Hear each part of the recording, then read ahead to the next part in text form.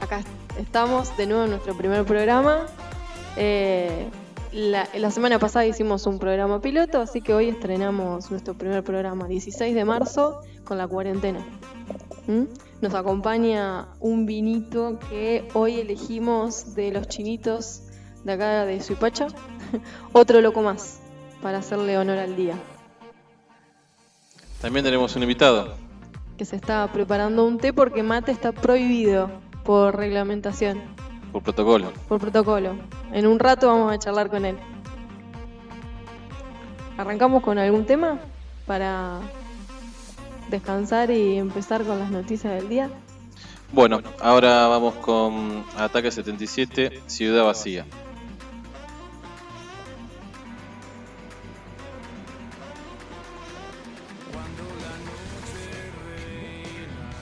Bueno, arrancamos con nuestra primera sección.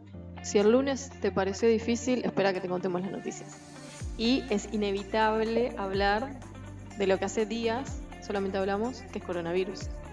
Acaban de actualizar las cifras oficiales en Argentina. Son 65 los casos de contagiados. Sigue el ritmo de 10 por día. Sí, la última actualización fue de ayer. Por lo general se están actualizando a las 20 horas. Son 34 los casos en Ciudad de Buenos Aires. En el Gran Buenos Aires se nos viene acercando, muchachos, tenemos 13. En Chaco hay 10, Córdoba 3, Tierra del Fuego 2. Y luego tenemos Santa Fe, San Luis y Río Negro con un caso por provincia. Sí, tenemos bastante de cerca porque tenemos un caso confirmado en Chivilcoy. Y en Luján. Así estamos rodeados. Para seguir acrecentando la paranoia. Bueno, y hoy lunes nos encuentra con un montón de novedades porque hubo un montón de decisiones al respecto. El viernes nos fuimos a dormir sabiendo que hoy arrancábamos las clases, que los chicos iban a ir a la escuela. Y de repente, bueno, ayer en conferencia de prensa Alberto nos comunicó que las clases se suspenden. Y hoy se tomaron además un montón de otras decisiones. Por ejemplo, se cerraron las fronteras. Se cerraron las fronteras, el Poder Judicial va a entrar también en receso. Y se está viendo, no sé si hubo novedades en las últimas horas, se está viendo las decisiones que se tomen con el transporte. Sí, hablan de transporte saludable, que no sé bien cuál sería la aplicación de esa medida, que se entiende por eso. Y los trabajadores estatales de Nación trabajarían desde su casa, así que no va a haber dependencias de Nación abiertas. Claro, exactamente. Bueno, igualmente, por ejemplo, en Provincia de Buenos Aires también hay dependencias que decidieron no tener atención al público. Por ejemplo, IOMA es una de las entidades de la Provincia de Buenos Aires que al público no va a atender, aunque supuestamente va a seguir desarrollando algunos trámites. Pero bueno, por el momento hay varias instituciones públicas que... Sí, se había barajado la posibilidad también durante el fin de semana de parar por 10 días completamente para evitar un poco lo que está pasando en Italia y en España, que como que ese parate llegó tarde cuando ya estaba muy diseminado el virus en contagios autóctonos, que todavía en Argentina no hay. No sé si habrán aclarado cómo fueron los contagios de estos 10 nuevos que tenemos ahora. No, por ahora son las cifras oficiales. Después iremos viendo si hay novedades sobre los contagios. Porque si hay circulación virósica ya en el país, bueno, eso seguramente haga que crezcan aún más los casos a medida que vayan pasando los días. Sí, lo interesante es que se toma la medida cuando, como vos decís, supuestamente no hay circulación comunitaria, como dijeron el viernes en la conferencia el ministro de Salud, Ginés González García. Por el momento no habría circulación comunitaria, con lo cual también Argentina está tomando decisiones drásticas como cerrar las fronteras o el cese del dictado de clases, entre otras, en comparación a otros países de Latinoamérica, incluso de Europa, con bastante antelación, ¿no? Esperemos que sean medidas que surtan efecto. El pronóstico es que el contagio va a seguir en aumento y que se esperan los picos para abril y mayo. Sí, ya lo explicó el presidente ayer, que la idea no es que no haya contagio, porque se sabe que eso va a seguir sucediendo, sino es que no tenga la curva de contagio, digamos, siga siendo una curva en una recta hacia arriba, como pasó en Italia y en España, que están sumando de a 1000 casos más o menos por día de nuevos contagiados, y en el caso de Italia está ya casi en 400 muertos por día. Y una medida que se toma también para prevenir no solamente altas tasas de contagio, sino el colapso del sistema de salud, lo cual abre otra discusión, que es en cuánto invertimos en los sistemas de salud. Le ha pasado a Italia, le pasa a España, y bueno, y Argentina un poco está reconociendo que el sistema de salud, la verdad que deja mucho que desear, a pesar de nuestros grandes científicos, médicos, pero bueno, los recursos en salud son muy precarios, y ante una pandemia va a ser difícil de solucionar la situación. Sí, igual estamos hablando de una situación muy extraordinaria, ¿no? Si no pudieron sostener los sistemas de salud del primer mundo, difícil que Argentina pueda estar a la altura de la situación, pensando en que se masifica muy rápidamente, ¿no? Si se logra mantener, que es el objetivo, el contagio, pero con casos que el sistema pueda ir absorbiendo sin colapsar, se va a pasar bien la situación que el presidente de Estados Unidos dijo que como mínimo hasta agosto duraría a nivel mundial. Sí. Contanos cómo es la situación en secundaria. ¿Cómo la situación en secundaria? Claro, cómo se están organizando en nivel secundario. En todo el sistema educativo, con el plan de continuidad pedagógica, los docentes vamos llevando las tareas que se han sido enviadas a los chicos, y los docentes estamos desarrollando tareas en las escuelas para informar a la familia, a los alumnos, y garantizar el servicio de comedores. Bueno, entonces la continuidad pedagógica se garantiza. Sí, Y los comedores seguro. también. Como fue en 2009 con la pandemia de la gripe A. También ya en eso tenemos experiencia. Sí, a diferencia del 2009 tenemos hoy la ventaja desde mi punto de vista y mi experiencia, hay bastante desarrollo tecnológico. Sí, Pero Internet en está ese mucho momento, más sí, difundido de lo que era en existía 2009. Los celulares también ayudan bastante. En ese momento eran casi solo las computadoras, no estaba tan masificado el uso del celular, por lo menos los chicos.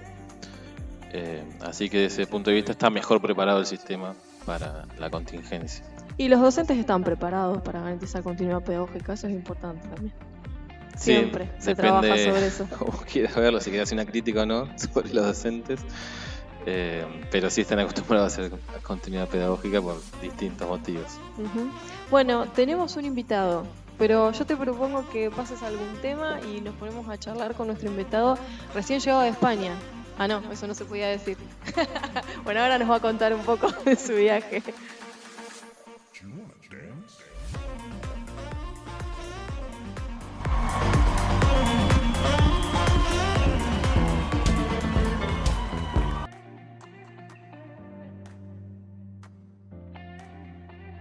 Bueno, volvimos. Tenemos novedades. Las vamos a contar ahora porque hubo actualización en los datos de los contagiados por coronavirus. Son 68 los casos, agregó provincia de Buenos Aires, y está en investigación si uno de esos casos es autóctono. Así que de confirmarse que es autóctono, esto implica que empieza la circulación comunitaria, la circulación viral comunitaria, así que bueno, las medidas llegaron en su justo momento. Esperemos que sí. Esperemos que sí. Bueno, ¿presentás a nuestro invitado? El compañero Piki, te escuchamos. ¿Qué tal? Buenas noches. ¿Cómo andan, amigos? ¿Todo bien? ¿Todo bien? Vamos a ver a los amigos que están escuchando si dicen que nos escuchan bien. Hay un problema de volúmenes. Decía Fer de la cortina, pero no sé ahora cómo te escuchan. Contamos que Fernando fue el que posibilitó esta entrevista, haciendo su tarea de productor. Pero bueno, tenía saludarlos. Llegué, estaba el micrófono, estaban por poner play. Está llegando justito a todos lados, ¿no? Sí, así, estoy justo a tiempo. Bueno, bueno, no, acá lo que comentaban que vengo de España, de Cataluña más que nada. Sí, llegué hace ya 17, casi 18 días. Bien, aclaremos eso, ya pasó Sí. el periodo de cuarentena, así que Sí, igualmente, está sano. Igualmente estamos tomando un té, nos saludamos de lejos. Bueno, eso tiene que ver con el protocolo. Ahí está. No, pero lo que yo comentaba cuando llegué, que volé de un lugar donde no había coronavirus y aterricé en un lugar que tampoco había coronavirus, tampoco había protocolo y bueno, después cuando fueron pasando los días y ya aparece el primer caso en Argentina, yo creo que ahí cobré un poco más de dimensión de lo que estaba pasando pero bueno, no quedé ningún síntoma y llegó el día 14 y bueno, ya estoy 100% seguro de que no tengo nada, pero bueno, Nos deja tranquilo a todos. Sí, bueno, mi familia y la gente tranquila. No, pero volé la fecha clave, me parece, fines de febrero. Fines de febrero. Sí, tuvo suerte en ese sentido, sí. Y bueno, acá estamos. ¿Desde dónde viajaste? Desde Barcelona, estuve el último mes en un pueblo de Cataluña y también en Barcelona, viajaba bastante y bueno. Para ese entonces no había psicosis, no había... Recién empezaba, pero... Sí, justamente cuando estaba en este pueblo se veía bastante televisión y bueno,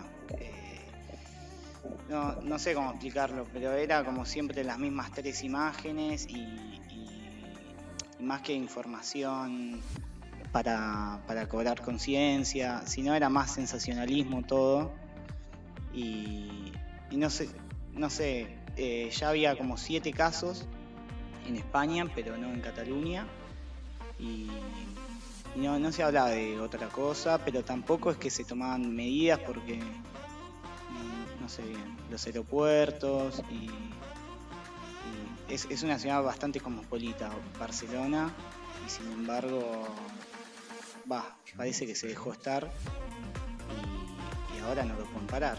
Sí, un poco lo que decían, que tanto España como Italia como que subestimaron la situación. Pero bueno, también eso es relativo porque al ser algo que no se conoce, Sí. Como esta nueva enfermedad, no se sabía que era tan contagiosa. Hoy hacemos referencia a la epidemia del 2009 y no tenía este crecimiento la gripe A. Si bien se iba expandiendo, pero no al ritmo que crece el coronavirus. Sí, o sea, lo que yo vi en los medios, por lo menos allá, se habló muchísimo, bueno, esa semana que armaron este hospital, 10 días, se hizo mucho hincapié en eso y no se hablaba tanto de Italia, eso me llamó un poco la atención, sí se hablaba muchísimo de China, teniendo, bueno, vuelos, barcos, es un país vecino Italia, ¿no? Y en ese sentido quizás sí se puede pensar que se subestimó. Sí, por otro lado, Italia fue uno de los primeros países que hizo controles para medir la temperatura al entrar a los aeropuertos, las cámaras térmicas, que fue uno de los reclamos que se hacía al gobierno argentino, que ahora están en Ezeiza. Pero bueno, se ven que no es ninguna solución mágica tampoco eso, será algo que suma, pero... Sí, es algo que suma, sí, que tomar la temperatura, la fiebre, se puede llegar a detectar, pero bueno, no, la verdad desconozco. Sí, por ahí el problema también que tiene esta enfermedad, yo tampoco soy un especialista, pero no sé cómo será la cuestión de la gripe, pero el periodo de incubación es muy largo. 14 días hasta que vos tenés algún síntoma. Si bien no son los 14 días contagiados, pero bueno, ya unos cuantos días antes de tener síntomas ya estás contagiado. Entonces, eso dificulta más todavía la cuestión de aislar a la persona, ¿no? O por eso se hace tanto hincapié en aislarse y no tener contacto a pesar de no tener los síntomas. Sí, y bueno, en muchos lugares de Europa ya pararon el país, básicamente. Y hay que ver. Sí, la Unión Europea hoy anunció que cierra las fronteras, tanto externas, digamos, con el mundo, como la frontera entre los países miembros. Claro, pero no es personas que estuvieron afuera o sea, no son esas personas las que tienen que hacer cuarentena, sino toda la población. Exactamente. El premier británico también estuvo hablando en términos muy duros. Dijo que había que prepararse para perder un familiar, un amigo. No, durísimo. Sí. Fue muy criticado, obviamente. Pero como dando a entender que bueno, que ya hicieron lo que pudieron y que bueno, ahora están como a la buena de Dios. Muy tranquilizador el mensaje de la máxima autoridad del país. Sí, que la población, bueno, más afectado, que peor sale esta es las personas de la tercera edad. Y bueno, nos vamos preparando psicológicamente, ¿qué hacemos? Sí, es bastante difícil el tema de la paranoia. Bueno, también estamos viendo ahora noticias que los supermercados también anunciaron algunas medidas de que no puede haber, en los hipermercados no puede haber más de 200 changuitos a la vez comprando. Seguramente se empieza a limitar las cantidades también para evitar esto de la psicosis y que uno se lleve 20 y otro se quede sin nada. Sí, a mí lo que me parecía con respecto a esto de alimentar la paranoia y eso es, creo que lo hablábamos ayer con Fer, la información es subjetiva. Entonces, si vos estás dando información de que está muriendo gente y simplemente lo planteás en términos apocalípticos, la población sabe realmente cuántos habitantes tiene China y un día como hoy cuántos murieron de gripe. Entonces, se puede pensar esa información y analizar mejor y no plantearlos de que se está acabando el mundo. Y después, ¿cuáles son los resultados de esto? Generar conciencia o que vos vayas a comprar alcohol en gel y que no lo tengas porque hay alguien que compró de más y después sos vos el que lo va a contagiar a esa persona. Es como... En sintonía con esto, hoy contaban a la mañana en la radio de que dos amigos de 20 y pico de años en Francia, a principios de febrero se habían estoqueado de alcohol en gel, lo habían fraccionado y lo estaban vendiendo 10 veces más de lo que lo habían comprado ellos. Amazon y eBay tomaron nota de esto, le cerraron las cuentas, así que los muchachos se quedan con todo el alcohol en gel y no pueden venderlo por internet, porque lo estaban vendiendo por internet. Bien, acá Alberto dijo que iba a poner un precio máximo, ¿no? Eso sí lo escuché. Y después, bueno... Hay un precio máximo, supuestamente, que se va a estipular. El problema, igual que está viendo, bueno, me pasó hoy, cuando quisiera comprar alcohol, no hay alcohol. De hecho, tratamos de buscar en más de un lugar y la verdad es que esos productos de limpieza básicos que nos están planteando como necesarios para el cuidado, en este momento no hay en varios lugares. Sí, que se está dando a nivel mundial. Italia, España y Francia están exactamente con el mismo problema. Así que esa cuestión es común a todos los países, no tiene que ver solo con Argentina. A mí me parece interesante esto que vos planteabas de cuáles serán las consecuencias. Ayer varios analistas políticos planteaban si a largo plazo la pandemia puede provocar el cambio de percepción que tenemos sobre el Estado y entender ahora al Estado como un ente responsable, necesario y el que tiene que decidir sobre la economía y no dejarlo librado al mercado, que bueno, es la tendencia de los últimos años en el mundo. Sí, el presidente de Francia se refirió a eso y hizo como una revalorización del Estado, sabiendo que él viene de una ideología de centro-derecha, donde el papel del Estado no está tan presente, ¿no? Pero bueno, a veces las situaciones límite hacen tomar conciencia de lo que es importante. ¿Qué te pasó cuando llegaste a Argentina? En medio de la pandemia ya en Europa y bueno, y acá de a poquito. Sí, mirá, acá todavía no era tema así de agenda nacional, sino era como ver qué estaba pasando afuera y bueno, ¿qué me pasó? Me sorprendí del primer caso y no más que eso porque tampoco nos da mucho respiro, ¿no? Como que ya no nos sorprende, ya estamos viendo cuánto decía Seba hoy, 10 por día. Sí, más o menos el promedio.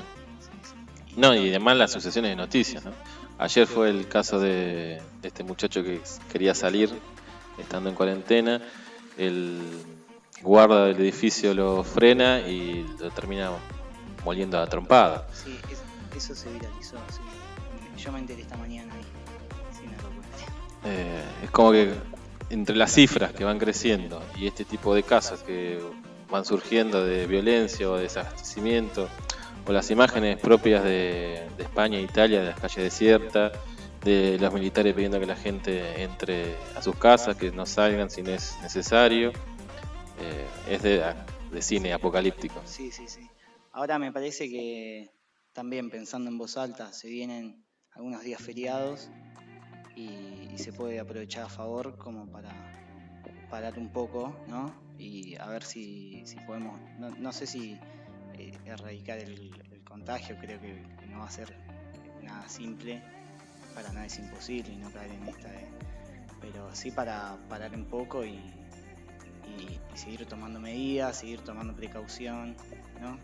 Sí, es importante la concientización, ¿no? De que hay que quedarse en casa, ¿no? Que los chicos no están de vacaciones, que no es momento de salir a comer, que eso también tiene un impacto en los comercios, ¿no? Porque decirlo así, no hay que salir a comer, como están diciendo, no hay que salir a lugares donde haya mucha gente, eso implica que alguien no va a ganar lo que pensaba ganar. Y hay que ver el tiempo cómo se va sosteniendo esto y cuánto se puede resistir como un comerciante, ¿no? Con el negocio cerrado o vacío porque la gente no va. Sí, en términos económicos esto va a traer, ¿no? Sí, de hecho ya el riesgo país ni lo estamos midiendo porque ya están en niveles que no se pueden creer, ¿no? Peores que el 2001.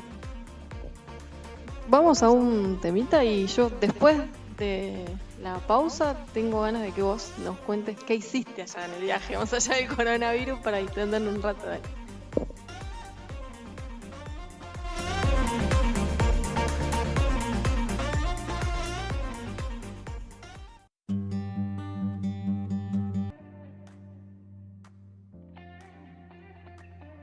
Bueno, seguimos en este lunes de cuarentena y coronavirus charlando con nuestro amigo Piki. Nuestro diario de viaje viviente. Contanos un poco a dónde fuiste, por qué te decidiste a irte. Bueno, vos ya tenías otros viajes, de lo que yo conozco, ya tuviste otros viajes. ¿Qué te llevó qué te impulsó a irte? ¿Y qué cosas fuiste aprendiendo? Bueno, ¿por dónde empiezo? Vamos, arranco medio cronológico para ordenarlo porque si bien ahora estuve viajando un año, pasaron demasiadas cosas. Sí, para empezar, lo que decías vos, venía viajando ya hace un poco más de un año y medio atrás y nada, esta vez fui a buscar algo diferente, más allá del lugar, y si no era como cambiar un poco la metodología la que estaba viajando, que era siempre trabajar un poco y viajar un poco, y había entrado como en esa zona de confort de conocer un lugar donde en corto plazo tenía una capacidad de ahorro y vacacionar o viajar en lugares donde el cambio de la moneda me favorecía mucho y eso hacía que me permita viajar. La idea esta vez había empezado con ir a Dinamarca y laburar bastante tiempo para después o sea, cuando digo bastante tiempo, ustedes se ríen, 6-7 meses quise decir, no es bastante tiempo. Los tiempos del viajero no son Claro, los tiempos del hombre. Claro, todo el mundo labura. Pero sí, la idea era esa, laburar muy fuerte en esos plazos. Dinamarca me da un visado para trabajar 9 meses y bueno, la idea era meterlo lo más que pueda para encarar algunas cositas más puntuales que me interesaba conocer, viajar, pero que me demandaban más dinero. La cuestión es que llegué a Dinamarca y cambiaron un poco los planes. Estuve solo 2 meses. Pasaron cosas, diría. Pasaron cosas. El expresidente. Sí. Bueno, en ese momento sí. Pasaron cosas y bueno, hubo cambios, tuve que tomar decisiones, bastante normal cuando estás viajando. Nada, que pase algo y que tengas que tomar una decisión que te haga cambiar hasta paradigma de por qué y para qué estás viajando. Y la cuestión es que en Dinamarca me fue bien, pero nada, me dieron ganas de seguir viajando solo, que no estaba viajando acompañado. Y la verdad esos 2 meses, la cuestión de cómo son las dinámicas o las lógicas de Dinamarca, más el clima, nada, me dieron ganas de probar algo distinto, ¿no? Salir un poco del frío, salir de algo que estaba tan perfecto. Eso te iba a preguntar, ¿hay un contraste muy grande con lo que es vivir en Argentina? Sí, no, sí, ni hablar. Y después de Dinamarca fui a España, ni siquiera es que lo comparo con Argentina, lo comparo con España y también hay un contraste bastante grande. Pero bueno, un poco eso. Estaba viendo para dónde salir. Yo a Dinamarca había llegado a partir de una plataforma que se llama Workaway. No sé si... No, yo no la conozco. No, funciona básicamente, hay personas que ofrecen su proyecto para voluntarios y vos te ofreces como voluntario. Y bueno, yo en Dinamarca estuve viviendo en una casa de familia, ayudando a pintar la casa y ayudando en los quehaceres de la casa, y ellos me alojaron y me ayudaron bastante a que yo pueda tener un visado por un año para trabajar en Dinamarca y para circular por los países del Tratado Schengen.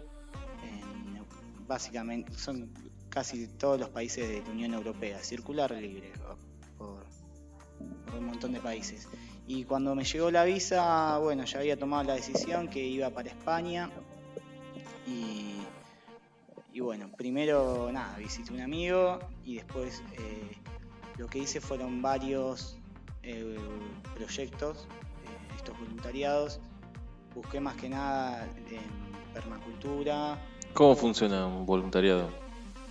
Y mira, son todos muy distintos, porque a veces los proyectos son, por ejemplo, es un proyecto económico y vos necesitas ayuda. A veces es un proyecto personal para tu casa, para tu quinta, tu campo. Y dentro de esa aplicación que hablabas, es como que se publican. Claro, están detallados cuál es el proyecto y lo que se hace como hincapié es qué es lo que necesita el proyecto, y vos de tu perfil y de tu solicitud vos haces énfasis en qué podés ayudar en el proyecto. Por ejemplo, el primero que hice, bueno, el primero fue en esta casa de familia que tenían que vender la casa y los ayudé a pintar la casa. El intercambio es alojamiento y comida por 4 horas de trabajo de lunes a viernes, es más o menos lo que más se repite. Y después en España estuve, el primero era recuperando fincas de almendros. Era en un pueblo donde había muchas fincas abandonadas. Es un pueblo donde se usa muchísimos agroquímicos. Bueno, eso sí parecido a Argentina. Bueno, sí. Y acá había un hombre que tenía un proyecto de recuperar todas esas fincas abandonadas y trabajarlas de manera ecológica. Y la experiencia estaba buena. Bueno, no fue el mejor voluntariado, pero estuvo buena la experiencia. Y yo lo que más destaco y lo que más me interesa ya no le quiero hacer más propaganda a la plataforma, a los voluntariados, es que encontré una manera muy distinta de viajar, desde una perspectiva como antropológica, porque te lleva, o por lo menos a mí me pasó que me llevó a vivir con gente local, vaya donde vaya, y entender de otra perspectiva básicamente cada lugar, cada cultura. No la mirada turista tradicional. Claro, cada familia. Y bueno, desde Dinamarca hasta... porque ahí también eran locales. Y después, bueno, estuve en Andalucía. En total fueron 5 meses en Andalucía. Estuve en País Vasco, en voluntariado también. no sé, pensar que yo llegué a País Vasco, si bien conocía gente de ahí y sabía que hablaban euskera o eran o tenían una cultura muy fuerte y que se respetaba mucho y tradicionalista, sí, para decirlo de alguna manera. Una identidad sí. marcada. Pero nunca me imaginé que iba a ser de tal manera y pude conocer las sociedades vascas, las fiestas vascas, me hicieron, no sé, la comida, me hicieron bailar, aprendí algunas palabras del idioma y también entender cuál es el contexto hoy, no sé, varias cuestiones. También justo en País Vasco la cuestión política también muy fuerte. Pero bueno, me pasó lo mismo en Cataluña, también hice voluntariados, estuve por Galicia, estuve en la parte de La Rioja y Madrid estuve en las afueras, hice un voluntariado, pero era para hacer tiempo, necesitaba yo estar, esperar a una persona ahí. Y estuve ahí 15 días también, pero ayudando a una persona que tenía animales, era como una quinta a 1 hora de la capital y era eso, darle una mano con eso y compartir ahí. Estuvo bien la experiencia. Y en el medio de esto también me di el lujo o la oportunidad de hacer parte del Camino de Santiago de Compostela, no sé si lo conocen. Sí. La peregrinación. La hice con un amigo de Mercedes, que habíamos vivido en Australia, habíamos compartido mucho. El mundo un pañuelo. Y había quedado, bueno, esa amistad ahí muy fuerte y lo convencí de que él tenía que pasar por Europa antes de volver a Argentina y lo convencí que me acompañe al viaje. La experiencia estuvo buena, caminamos desde León a Santiago de Compostela, son aproximadamente 300 kilómetros en 15 días. No sé, fue una experiencia muy distinta. Yo les había contado a ustedes que el año anterior había hecho trekking en el Himalaya y la verdad que sentí que había quedado la vara demasiado alta y más que nada yo que soy una persona que no tiene experiencia en ese tipo de actividades y lo del Camino de Santiago me sorprendió todos los días. ¿En qué sentido? ¿Por lo distinto? ¿Por lo duro del camino? Lo duro no era... Es relativo, fue más duro de lo que yo pensaba, porque si bien el camino es más llano, hacíamos entre 20 y 25 kilómetros por día, y no sé, yo en la experiencia anterior hacíamos menos, pero eran con altura, pero yo... Después me dio la sensación, por lo menos a mí, que la cabeza fue un factor tremendo, pero como tremendo en casi todo. A tal punto que llegamos a Santiago, ahí a la iglesia, y no podía caminar más. No es que a ese nivel. Y lo que más me sorprendió fue como la energía de las personas, que era llegar a cada ciudad, a cada pueblo y encontrar peregrinos que están básicamente hechos mierda, pero todos contentos, todos motivados, que habían llegado, compartiendo la experiencia. Fue mucho más como humano Galicia tiene paisajes y tiene, la comida, todo es muy lindo, pero también como que todos los que compartimos ahí caminando, llegamos a eso en común, que la energía del peregrino y de las ciudades que te reciben y de los pueblos, la verdad era lo que se destacaba. Y después llegó la parte heavy. En un momento, tuve que trabajar, no por acomodación, no, por comida alojamiento, sino por dinero, y estuvimos en Andalucía con 2 amigos haciendo la temporada de almendras, que en esa oportunidad que conté que estábamos en un voluntariado, conocimos al que resultó ser el jefe después, y también fue una buena experiencia vivir en un pueblo muy pequeño de, no sé, 150 habitantes, no sé. Y Más chiquito que la localidad de Rivas, para compararlo. Sí, es mucho más grande en cantidad de casas y como en inmueble, pero están todas deshabitadas. En cantidad de habitantes sí es más chico. Como que tuvo en algún momento un auge y después cayó. Sí, la gente, esto está entre Almería y Málaga, y también está bastante cerca de Granada, entonces la población más joven se va toda a estudiar, y sí. Bueno, de eso en Suipacha conocemos. Es Bueno, familiar el proceso. Pero esto básicamente vivían todos abuelos y abuelas, así. Y fue una buena experiencia.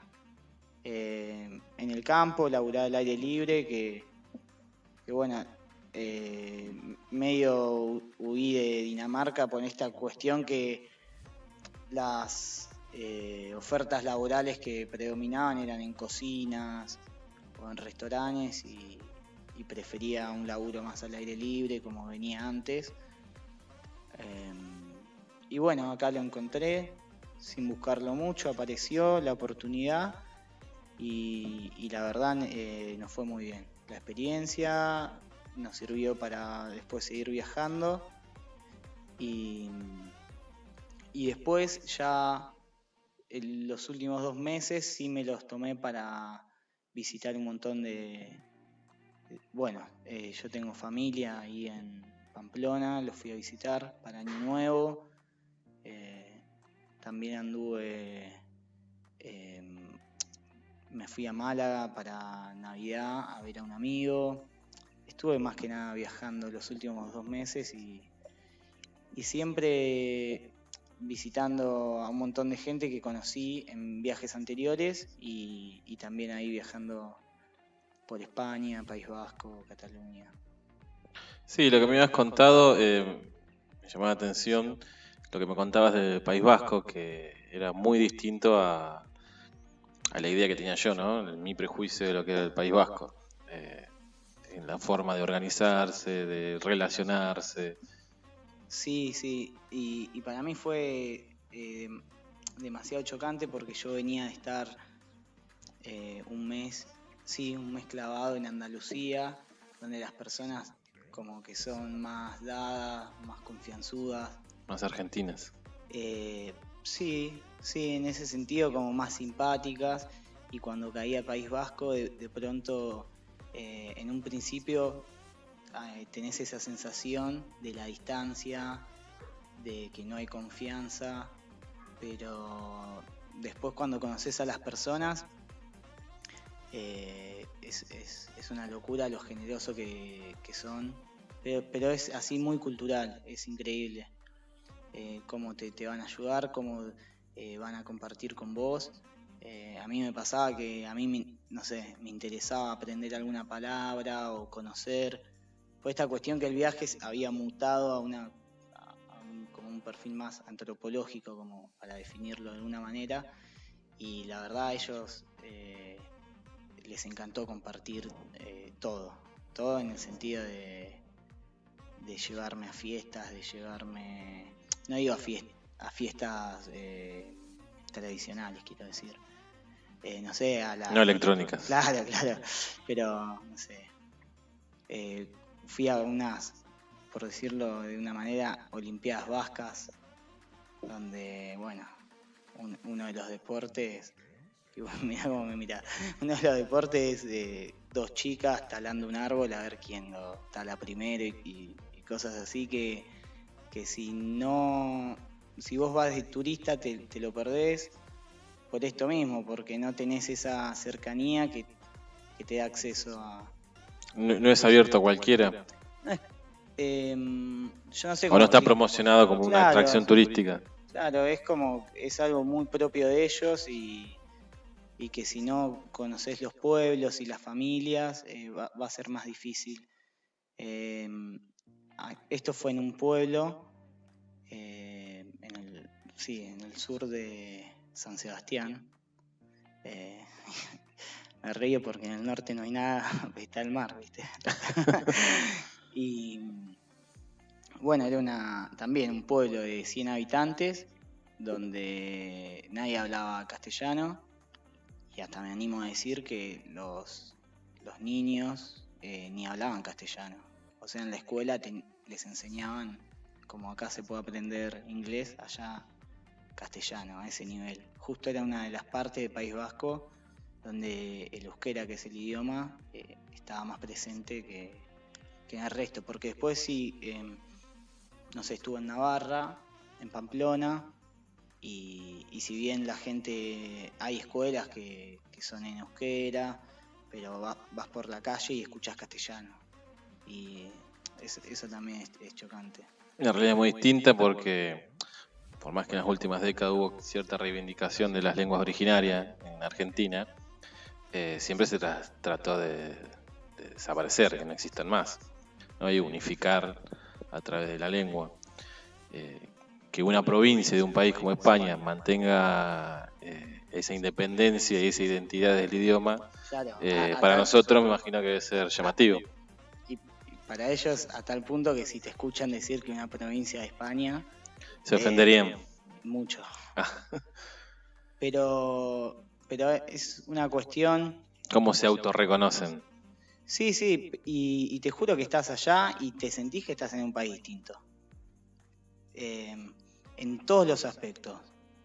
Desde, te lo dicen las personas, no sé, que están, no me sale la palabra, que se insertaban en el sistema económico, ya hasta los sueldos, las condiciones laborales son distintas. Y estamos hablando de un mismo país, tiene hasta convenios diferentes. Un mismo país en cuestiones burocráticas, ellos se definen independientes. Sí, hay una cuestión del federalismo Sí. mucho más marcada de la que conocemos nosotros. Entonces, lo ves en todo, en cómo hablan, en qué hablan, en cuáles son sus tradiciones y en lo que más, o en lo que más destacaba yo la diferencia y que admiro de la sociedad vasca, de la comunidad vasca, es el grado de conciencia en un montón de aspectos, desde reciclar, desde cuestiones políticas. Yo veía a personas con un poder adquisitivo altísimo, un sábado en un bar charlando para organizarse para la movilización del domingo por los presos políticos, y es algo que, bueno, por lo menos en Argentina yo no estaba acostumbrado a eso. Y eliminó un montón de prejuicios de los que tenía yo acerca de que una persona que le va muy bien económicamente también puede tener Compromiso social. y después conciencia en como es esto que decía, en el medio ambiente, se ve mucho. La verdad que es admirable un montón de cuestiones. En cambio, más en Andalucía, no sé, hay discusiones que por lo menos así en un bar o en una casa, en una fiesta, no se podían dar. En País Vasco eran, o por lo menos para mí, fueron cuestiones muy cotidianas. Y la cuestión de la autonomía está presente. Bueno, ellos tuvieron un grupo armado que reivindicaba la autonomía vasca. Y eso sigue estando presente. Se identifican con Cataluña. Mirá, ellos claramente, y no quiero entrar mucho en esto porque tampoco tengo tanta información o me considero tan informado de la cuestión, pero claro que ellos empatizan un montón cuando cuando hay cuestiones de independentistas, tanto sea Galicia, tanto sea Cataluña, claro que sienten empatía y el enemigo de ellos es la corona. Para los que no saben, España tiene un rey. Yo te juro que como que sabía que tenía un rey, pero no sabía que el poder que todavía tenía un rey. Pensé que era una cosa más decorativa. Sí, pero no. Y sí, en esa cuestión hay un montón de empatía pero bueno, y esto yo no lo decía allá porque tampoco, no sé, no tengo tanta información, pero y para que nadie se ofenda más que nada, pero acá que estamos en el living de tu casa, somos amigos, mi impresión fue que la lucha de Cataluña tenía, si bien la idea de independizarse de la identidad, es muy fuerte, porque también visité pueblos, estuve viviendo 15 días en un pueblo, Albi se llama, donde la gente habla catalán, pero lo que noté que la cuestión económica es fuertísima en Cataluña. Como argumento de independencia. Sí, hay una cuestión de que en Cataluña se pagan muchísimos impuestos que son destinados a otras provincias que se ven favorecidas. La coparticipación sería para traducirlo a términos argentinos. Bueno, pero ¿y por qué digo esto? Porque después vas a Barcelona, que es donde están la mayor cantidad de habitantes, y lo que decía yo en un principio, es una ciudad muy cosmopolita, hay gente de todos lados. Entonces, si vos agarrás, hoy no sé cuántos millones son la población de Barcelona, pero no sé si la totalidad son catalanes. La totalidad nunca, ¿no? Pero la gran mayoría. Hay muchísima gente de todo el mundo. Y eso es algo que noté con respecto a País Vasco, que la mayoría de las personas son vascas. Entonces ahí sí vi que el argumento tenía que ver con la identidad y defender su cultura y estar en contra de toda la represión que sufrieron. Con esto no le quiero quitar argumento o descalificar el argumento de Cataluña, pero sí, viniendo de País Vasco, sí noté que el factor económico está bastante presente, a diferencia de País Vasco. Sí, me acuerdo cuando fue la cuestión de que declaró la autonomía, que bueno, que se lo quiso meter preso el que era presidente de ese momento de Cataluña. Daba un testimonio la hija de Hernán Cassiari, que él es de Mercedes, fue a vivir a España, bueno, su hija nació en Cataluña. Y el mayor argumento que ella daba era esta cuestión económica, ¿no? De por qué con el fruto de su trabajo tenía que mantener a los que no trabajaban en España. Sí. En España lo que se da, que es algo que yo no sabía hasta que llegué y me lo contaron, existe algo que es como un seguro de desempleo, se llama el paro, no sé si escuchaban hablar. Sí, por las series más que nada. Claro, entonces, por ejemplo, yo ahora tengo una amiga que estuvo trabajando 2 años de corrido, como cualquier persona, o como muchísimas personas que yo conozco acá, y tienen, a partir de cómo es el sistema y la seguridad social allá, ella tienen 12 meses, durante 12 meses tiene una ayuda económica, no me acuerdo si eran 900 euros o 1000 euros por mes, que le corresponde, hay una ecuación que es cuánto tiempo estuviste aportando y cuánto dinero aportando, y de ahí sale cuántos meses de paro tenés y cuánto vas a cobrar el paro. Y bueno, el argumento del boca en boca O sea, yo no fui cuando llegué no había movilizaciones en Cataluña, pero el argumento más fuerte que tiene que ver, o por lo menos que escuché yo, es eso, es ¿por qué yo tengo que pagar más impuestos que todos? Y el paro en Andalucía era como una guerra de impuestos enfocadas en Andalucía, que es... Me suena a los planeros, ¿no? Sí, pero vos sabés que el paro no tiene estigma. Yo no sé si es que no tiene estigma en el sentido de que a nadie le avergüenza estar en el paro. La gente planifica sus vacaciones en base al paro, y estoy hablando de clase media o alta. Yo no sé si es... debe ser porque gran parte de la población debe sentir que es su derecho, porque... Está apropiado eso. Claro. Pero bueno, se ve que en distintas regiones el paro funciona diferente. A mí lo que me explicaban, pero bueno, habría que hacer un poco más hincapié, es que en Andalucía hay una categoría de trabajador que es el jornalero, y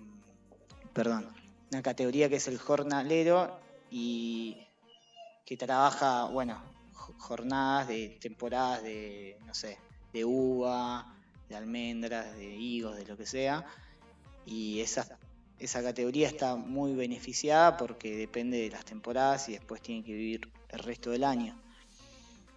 Pero bueno, eso es lo que me llamó la atención. Después de estar bastante tiempo en País Vasco, nunca me habían dicho, no, porque en Andalucía siempre era el euskera lo han censurado y nosotros no nos sentimos identificados con el rey o con España, y eran cuestiones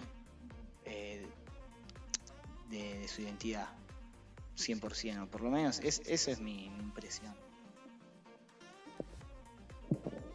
La verdad que un diario de viaje para mí es genial, porque además el viaje que vos venís teniendo, esto que vos decías de lo antropológico, te permite tener un montón de miradas que sí, de turista no podés tener, ni por casualidad. Eso es hermoso. Vamos a una pausa. ¿Qué canción vas a poner? Vamos a escuchar Plan B, Anhelo de Satisfacción de Catupecu Macho. ¿Cómo te venís sintiendo igual? Muy bien, estoy contento. Bueno, vamos a una pausa.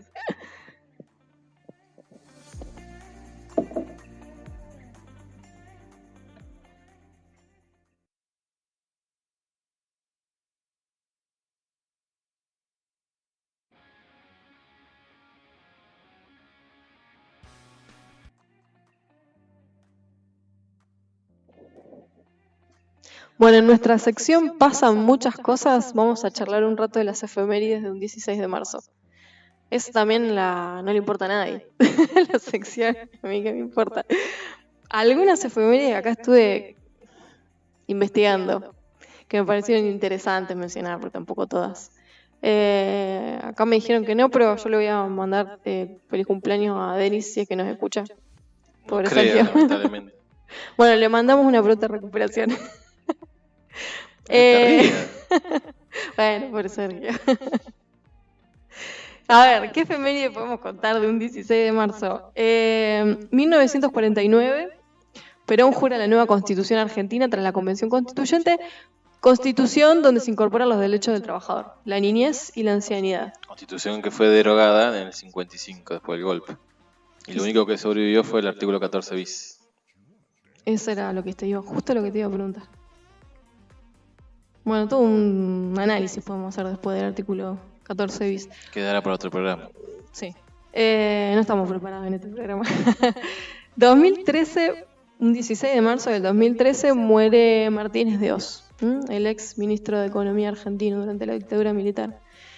Y un dato interesante de efeméride, pero del día de ayer, me van a dar 2 segundos para decirle el año exacto, pero se estrenó un 15 de marzo El Padrino.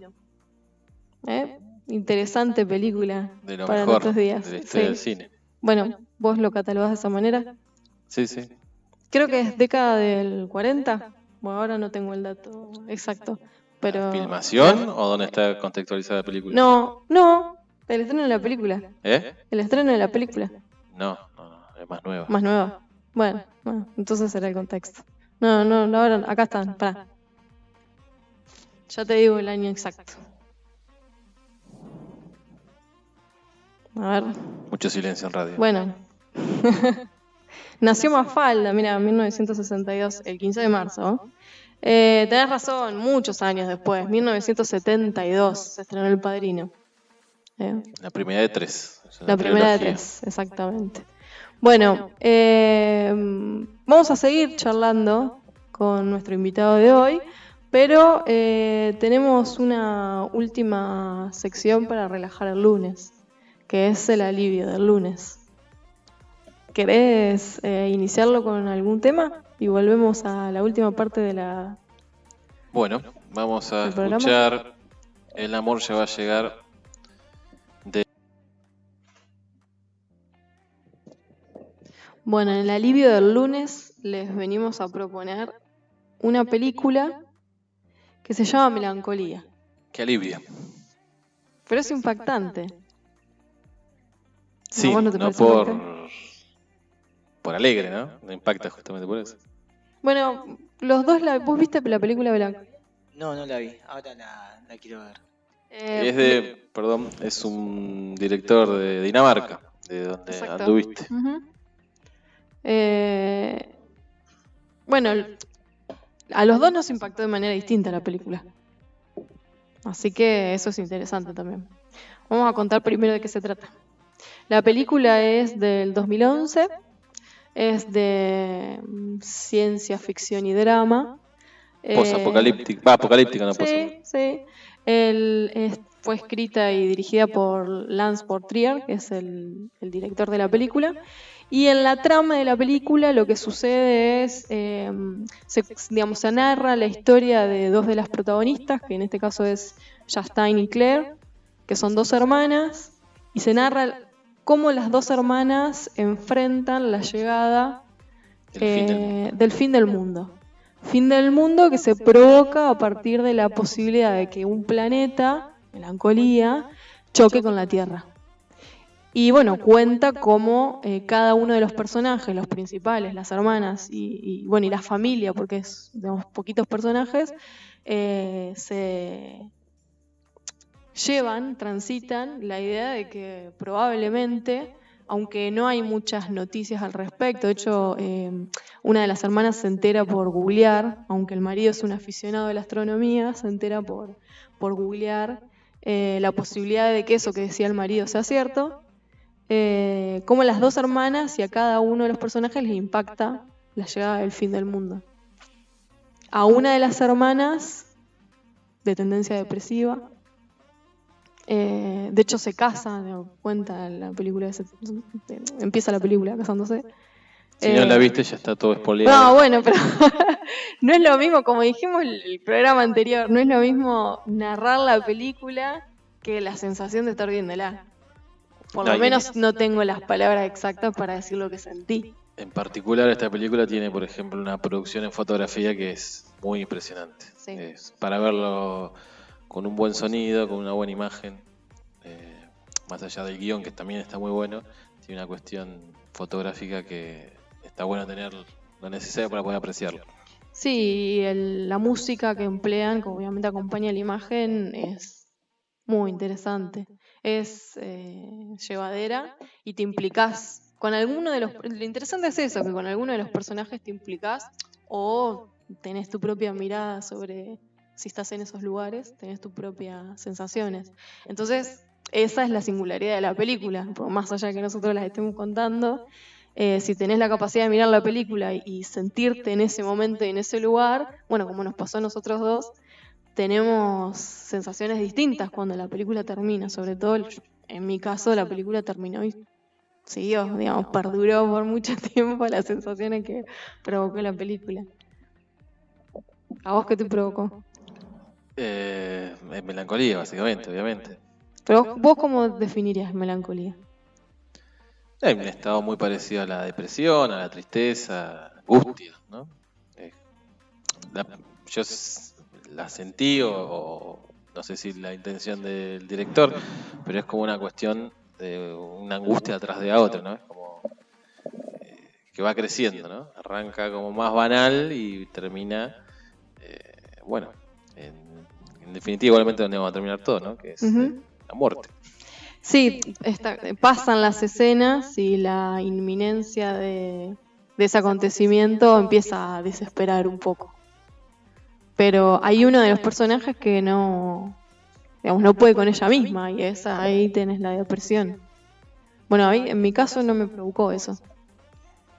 Por ahí me identifiqué más con el otro personaje, que era el de Claire, que es la mujer del aficionado por la astronomía, que entendiendo cuál era la situación de la posibilidad de llegar al fin del mundo, en realidad, como entiende que la muerte va a llegar, empieza a disfrutar de lo que le queda, que son los vínculos con su hijo, con su marido, con su hermana, y trata de disponerse de la mejor manera posible para todos ellos. Entonces, en un contraste absoluto con la hermana, ¿no? Que cae en la depresión. A mí me provocó caer en que lo único certero en la vida es la muerte.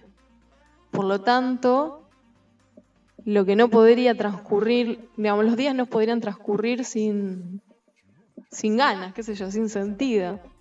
Porque la muerte es lo único cierto. Sí, se puede interpretar al revés también, ¿no? Como la muerte es lo único seguro, todo pierde sentido. Sí. Pero bueno, es una posición un poco más nihilista. Sí, depresiva. Sí, no sé, es un tema filosófico, ¿no? No solamente una cuestión psicoanalítica o psiquiátrica, digamos. Si no recuerdo mal, la película la toma este filósofo que me has dado a conocer. Byung-Chul Han. Exactamente, en La agonía del Eros, ¿no? La agonía del Eros, exactamente. Hace un paralelismo de lo que va contando la película con cómo se vive el amor en el siglo XXI.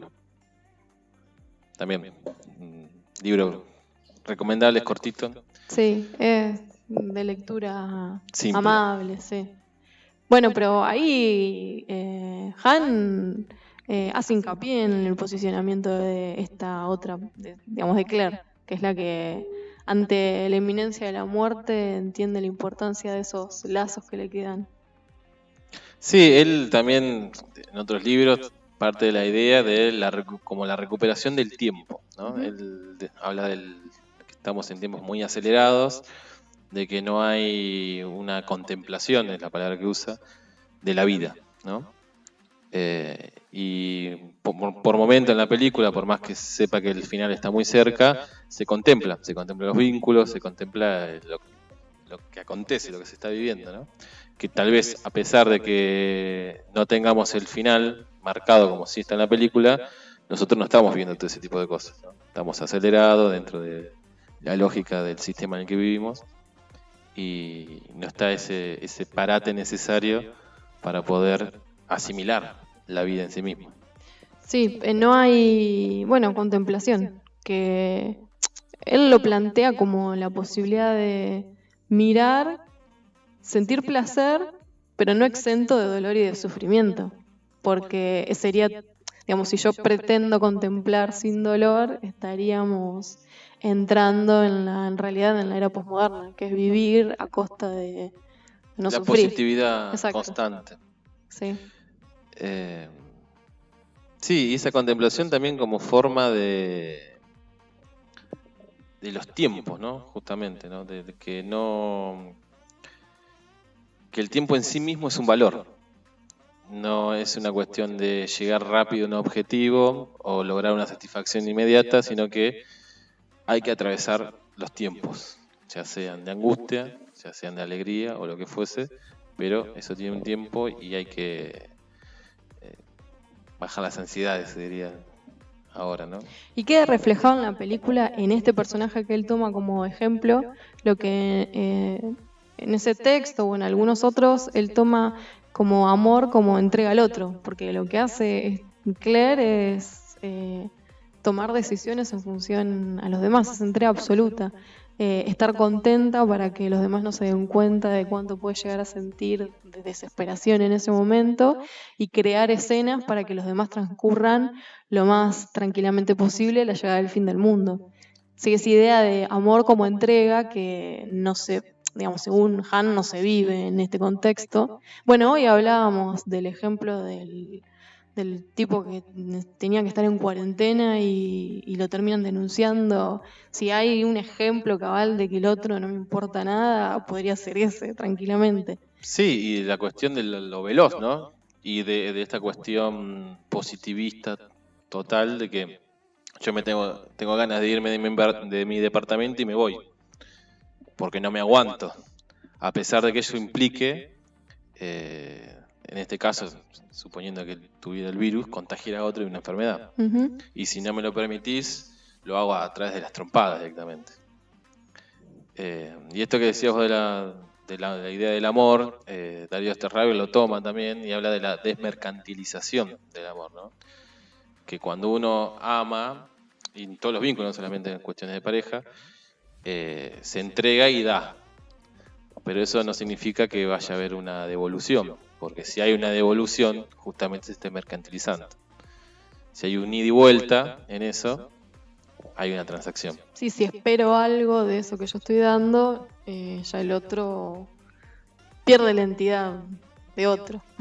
Y hay una cosificación del otro, porque estoy esperando algo como si fuera una mercancía, como si fuera una cosa.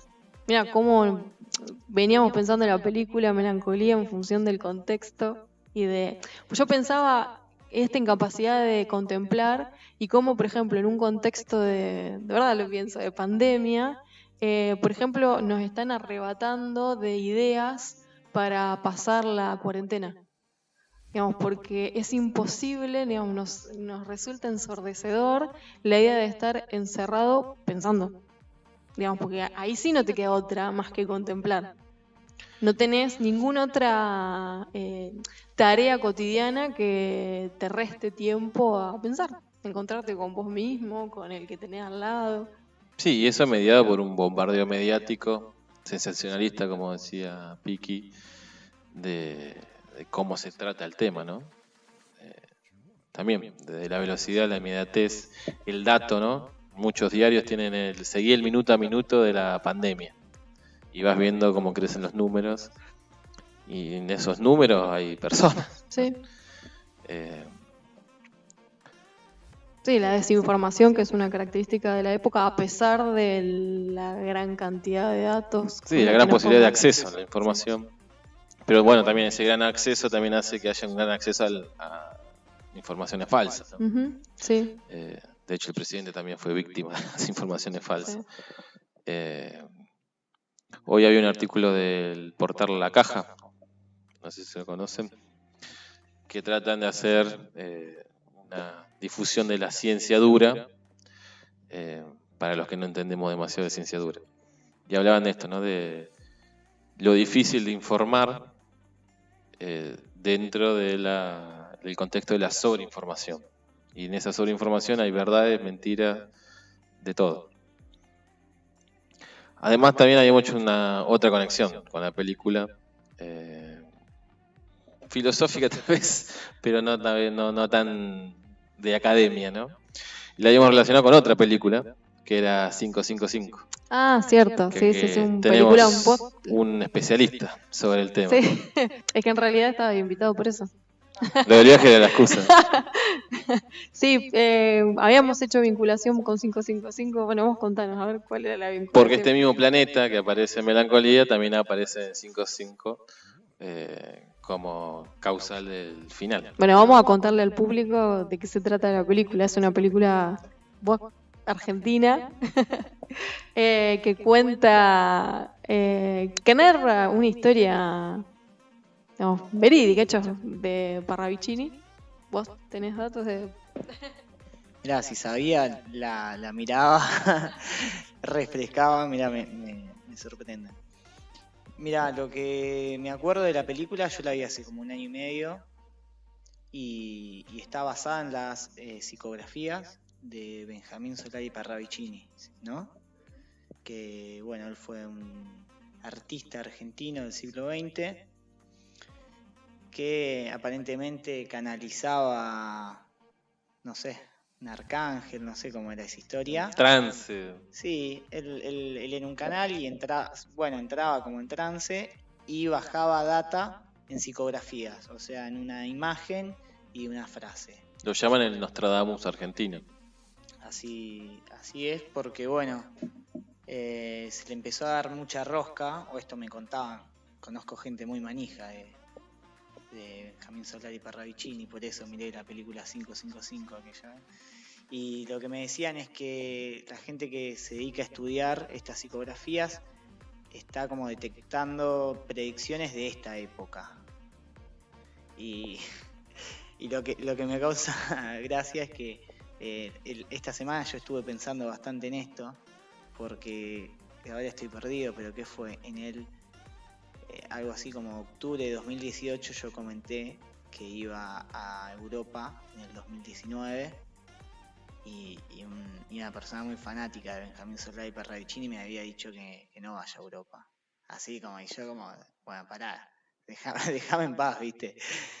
Porque, bueno, se venía algo muy complicado, no sé qué me decía. Y esta semana me acordé mucho de esa persona por el coronavirus. En serio, lo tuve ahí presente. Para los que les gustan los temas metafísicos, coinciden varias predicciones sobre la cuestión crisis, ¿no? No Sí. Específicamente una pandemia, pero que el 2020 era un año crítico, ¿no? Y en particular para Europa, también eso aparece. Sí. Pero bueno, ya ahí entraríamos en un Sí, o terreno sea, de creer, no creer, interpretar. Sí, lo que se interpretaba es eso mismo. Lo que se interpretaba era que varias de las predicciones tienen que ver con esta época. Ya venía la muerte de... Creo que la muerte de Fidel Castro fue como el punto donde Sí, él predijo la revolución 20 años antes, la revolución cubana. Sí, es verdad. Ahora que lo decís, lo había visto. Pero cuando él habla de cuando se terminen los 5 tiempos del oso en Cuba, y son los 50 años de Fidel, y el otro que era así como muy... que fue más importante, las Torres Gemelas, me parece. Ya no lo tengo fresco, me acuerdo en esa época, octubre de 2018, me acuerdo que estuve ahí en Córdoba y bueno, apareció este personaje. Bueno, podemos decir que la película está en YouTube, es gratis, cualquiera que quiera verla la puede ver. Sí. Y bueno, narra... Es una película nacional. Una película argentina y narra la historia de alguien que se obsesiona de alguna manera con estas psicografías y logra encontrar la fecha que todos quisiéramos saber. Sí. La tendría que ver de vuelta. Y es una película recomendada, o desde mi punto de vista, para las personas que les interesa las cosas o paranormales o metafísicas. No es una película que... O los que vacacionamos en Capilla del Monte. Claro, también.